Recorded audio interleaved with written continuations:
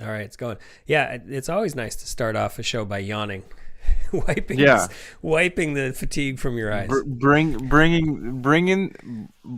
pumped up, ready to go. Yeah, I was thinking about that watching the football, the last week's exciting football. How when you're just how much excitement there is on the field of people, and these are people who are doing their jobs. yeah, Their jobs are to catch footballs and run footballs down the field, and yeah, there's just so much celebration all the time. Like, yeah. yeah, yeah. And I was thinking how I was envious of like a job where you could, sort of like, theoretically every 5 minutes or so you could have a good play and just like keep on celebrating.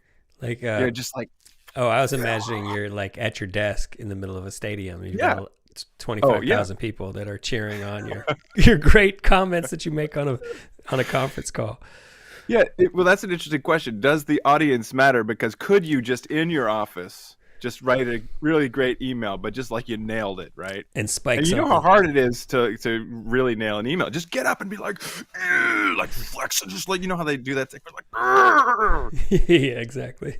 Arms forward. Yeah, well, okay, let's try it. This week. This week. Just all of our minor victories just have to get up and just be like, ah. And rampant if we did work in celebration. an office, it'd be like bump each other's chests and You bump the computer, bump the webcam. I had a thought this morning, which was, well, it wasn't just this morning, sort of a compound thought, but the thought was this. Every once in a while, someone will give me a compliment. and you should Speaking get of, up and this is right in line with what we were talking about. well, every once in a while, someone will give me a compliment that'll say something like, it's so cool that you're still trying to make stuff. It's so cool that you're still, You're not sure it's a compliment? you haven't given up. No, I'm sure it's a compliment, and it actually makes me feel great, and I really value that because it's like you got to take your encouragement, your creative encouragement, Yeah. anywhere that you can. And so I really value it. But for some reason, the new thought this morning was it's such a low bar. You know what I mean? It's like if you see an older person, you're like, oh, you're so spry.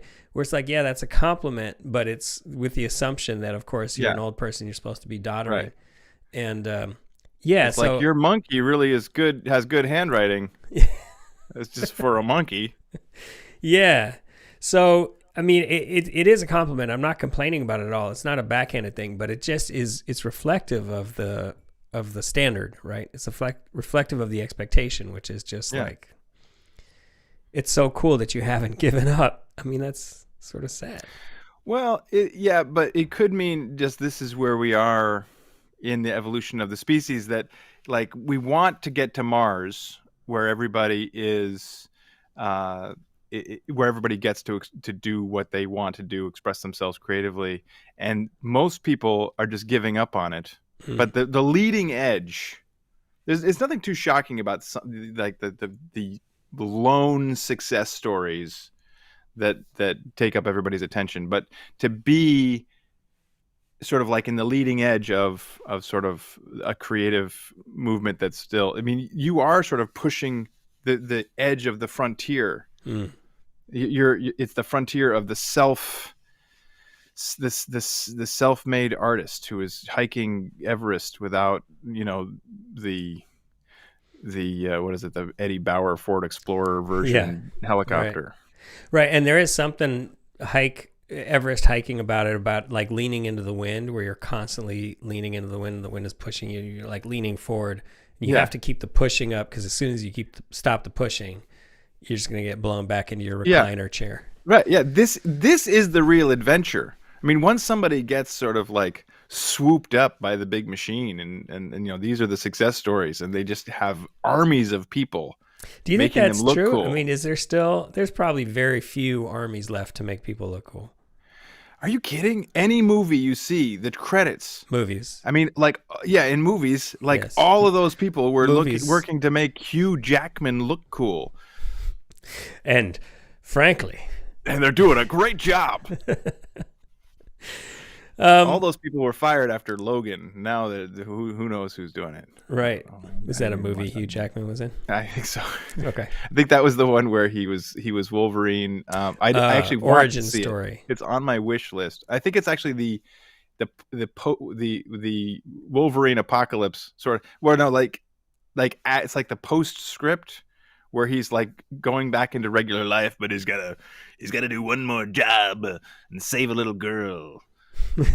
Cruel things. I don't know. When do you watch movies?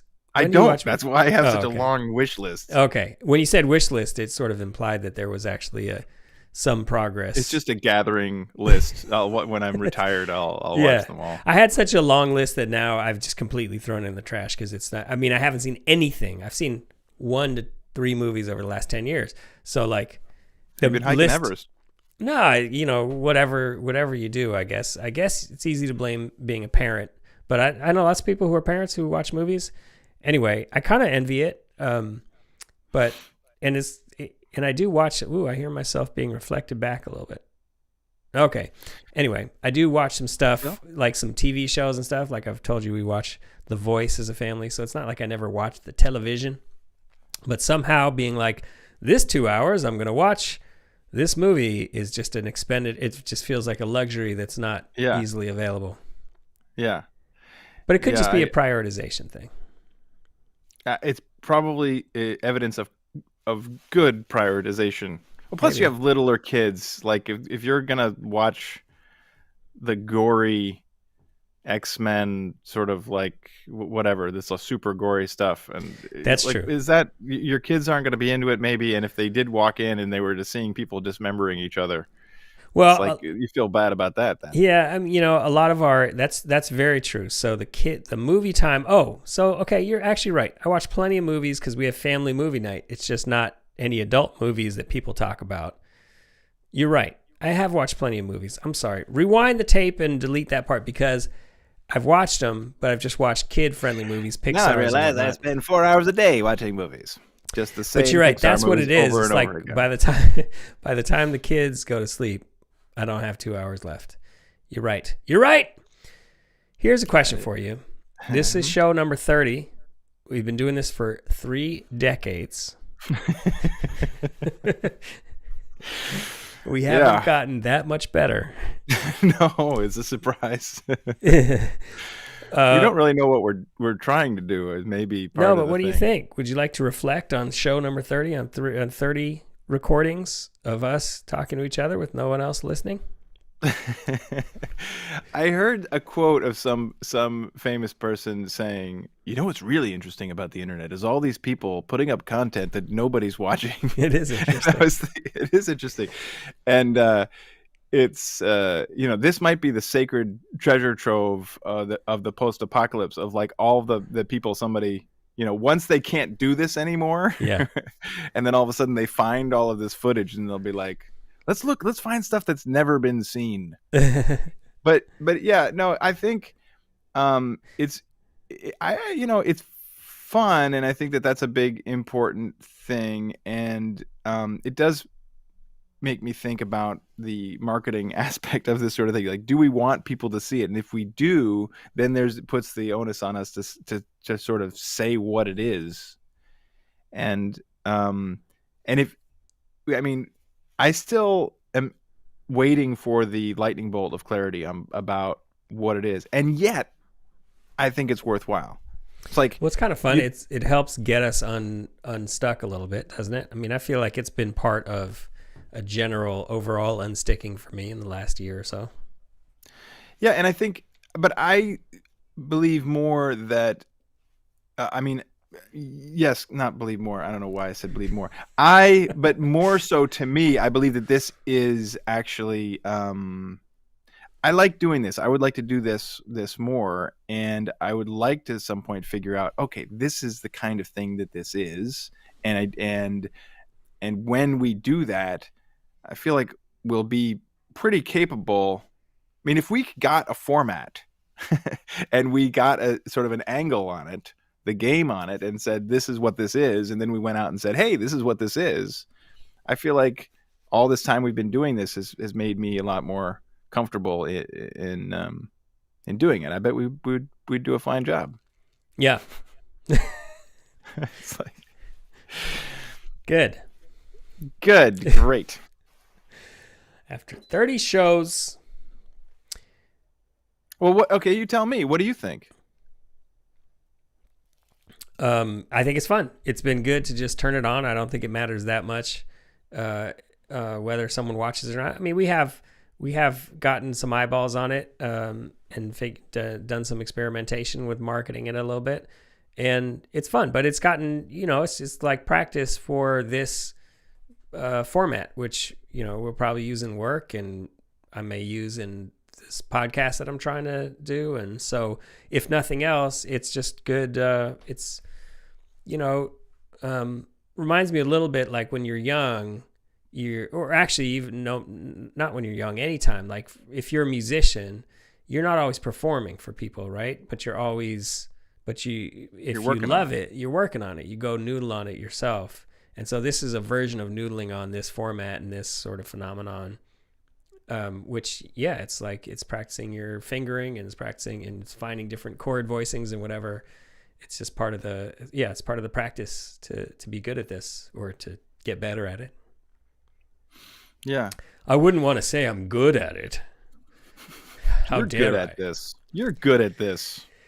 I think it's just sort of a matter of figuring out what this is. Well, but I mean, just like figuring out the equipment, wrestling the equipment is a big deal. And like setting up your camera and then your mics and then getting used to like, oh, how do I monitor this? Well, and let me make sure this, and even screw up last week where I was on the wrong audio channel. That's a little piece of experience that I have now. So I shot over there just a second ago to be like, let me make sure I'm actually on the right audio input. So all of that. Yeah. It's wax on, wax off, isn't it? Isn't it?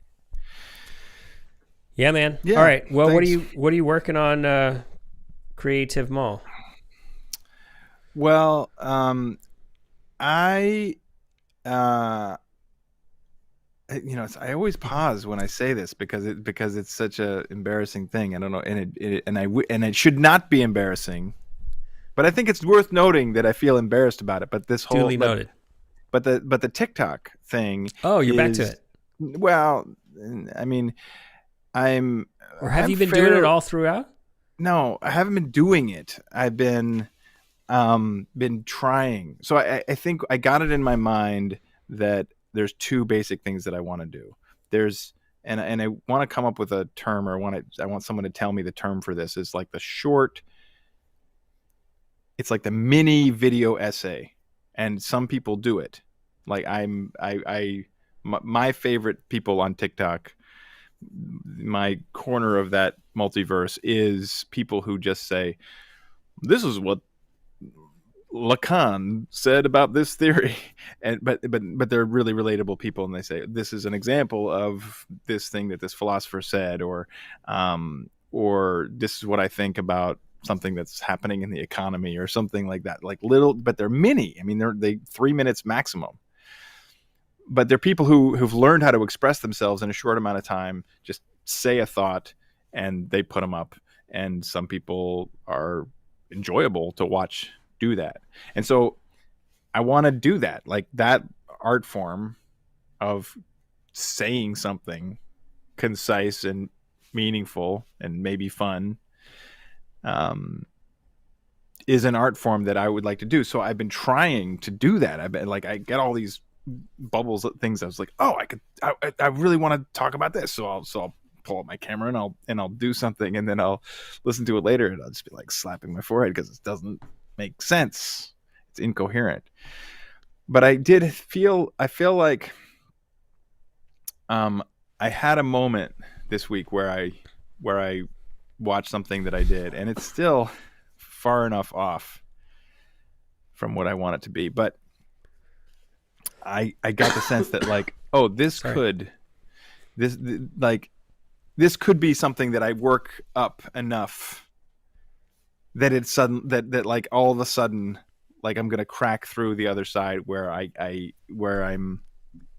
it's gonna pay off. It's almost like I've been practicing all these songs, but nothing has been working, and then all of a sudden, like I'm gonna be able to play a show, or you're something feeling like it's getting there. It's coming. I'm feeling like it's coming. I'm feeling like all of this it was sort of for a time feeling like this is a waste of time. I see. I'm never going to get there because I'm missing the magic. I'm missing the secret. I see. but I feel now that like, no, I think if I keep trying, I'm gonna get there. That's cool. Well, so is it you have to do it perfect, like just turn on the camera and do it and turn off the camera, or is editing a part of it? Like, can you edit out? Editing can be a part of it. In fact, that was part of the relief was when I got the Descript thing and I did it to one of my things. I was like, oh, this is this actually makes it possible, maybe. But then I still try to edit it together, and I realized that it was still missing something. But it really was such a leap forward from incoherence to partial coherence. Well, this seems like a whole different skill set. I bet that is part of the mastery that you don't even notice when you see like reporters. Exactly. Or for instance, speaking of football games, the sideline reporter, they have like 12 seconds to say their little vignette about the conversation they had with the coach at halftime. And there is no ums or recallings or stumblings. You just got to like start and then straight down the hill. You're sledding down the hill and then right, into a landing, or maybe skiing down the hill and turn it off, and then they're back out to the broadcast booth. Yeah, that's and you don't think that it's how we don't know how hard that is. It's probably like amazing, crazy skill. Yeah, because none of us talk like that. But I guess if you don't have to worry about that, that's probably a much easier lower bar, especially if you're trying to channel something in the moment. We need moments to go, but I don't know. I guess you could sort of work on both. As you edit them and see them, you try to tell yourself, I think you learn that. I think that's part of how you learn. When you edit yourself down, you start to notice the things you shouldn't. Yeah. You notice, oh, I'm going to edit that out later. I don't need to say that again. My big problem is I repeat myself over and over again. I say something and then I'll say it again. See, I just did it. I was waiting for it. I was like, I'm pausing. Doors open. See, because I'll say something and then I'll say something exactly that reinforces it. I'll think there's a nuance that I'm adding, but I'm not. See, I've said it before, and then I'll go ahead and repeat it. Well, so what kind of subjects are you talking about here? Is this philosophy or just things you notice about the world? Yeah, and just like little puzzles. Like I did one about whether you want to be authentic, you want to be an authentic person, but at the same, maybe you do, maybe you don't, and that's exactly the question. Overrated. Authenticity, overrated.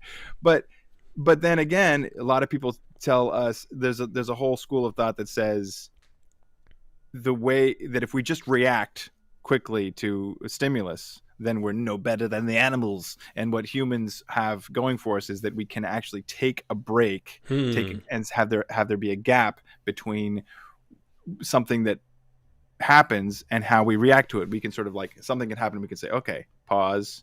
I'm not gonna lose my shit. I'm gonna handle this in a mature way.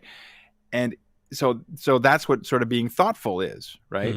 So the question is authenticity at odds with thoughtfulness? Because the authentic people sort of do, they give you your honest reaction. And then when that honest reaction is nice, it's so wonderful when somebody gives you an authentic sort of enthusiastic support that feels like they didn't think about it. It feels like they didn't take a moment and be like, oh, okay, what they would want me to do is say, good job. Oh, great job. You want it to be right there.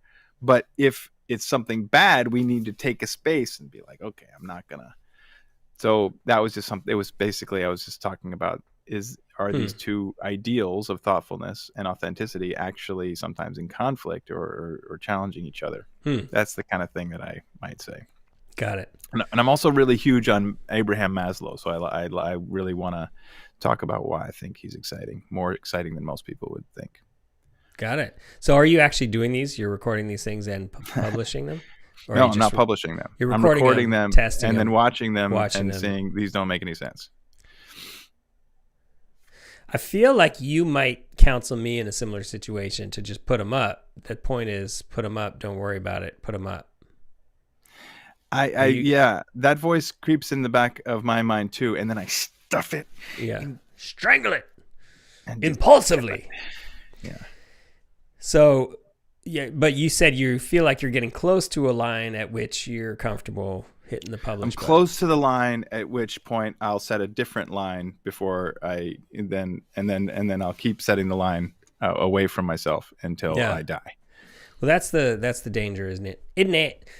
Well, that's pretty cool, man. That's your newest flavor. That's your flavor of the. It's just something to do, and I'm also trying to similarly just record songs live. I've got a setups now that to record songs live, to just put up songs that are either other people's or my own. And again, they're like, none of them are good enough, but I'm getting closer. On TikTok again, put them up.